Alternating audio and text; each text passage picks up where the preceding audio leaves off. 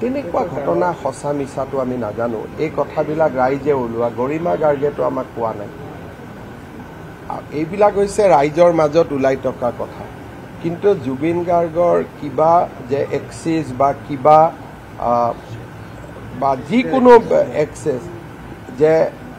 সিদ্ধাৰ্থ শৰ্মাৰ লগত আছে আমি উলিয়াই দিব লাগে গৰিমা গাৰ্গেতো আজিলৈকে আমাক অনুৰোধ কৰা নাই কাৰণ মই দেখিছোঁ যে তেওঁলোকে চিনেমাখনৰ কামো আগুৱাই লৈ গৈ আছে ডেফিনেটলি তেওঁলোকৰ লগতো এক্সেছ থাকিব যদি এনেকুৱা কিবা ঘটনা আছে যে যিটো সিদ্ধাৰ্থ শৰ্মাই লুকাই ৰাখিছে প্ৰথমটো গৰিমা গাৰ্গে আমাক ক'ব আৰু গৰিমা গাৰ্গৰ লগত কমিশনাৰ পুলিচে সদায় কথা পাতি আছে গতিকে ফেমিলিৰ ফালৰ পৰা এইবিলাক কথা আমাক আজিলৈকে কোৱা হোৱা নাই খালি ফেমিলি এটাই কৈছে যে আপোনালোকে আমাক ন্যায় দিয়ক কিন্তু বাকি যিবিলাক কথা সামাজিক মাধ্যমত ওলাই আছে বাতৰি কাকতত ওলাই আছে এই কথাবিলাক গৰিমা গাৰ্গে আমাক জনোৱা নাই গতিকে আপুনি যদি ভাবে বা আন কোনোবাই যদি ভাবে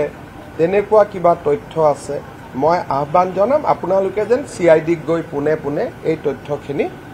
গটাই দিয়ে তেতিয়া আমি অনুসন্ধান কৰিব পাৰিম আৰু মই ইমানো প্ৰতিশ্ৰুতি দিছোঁ যে SITক অলপ সময় দিয়ক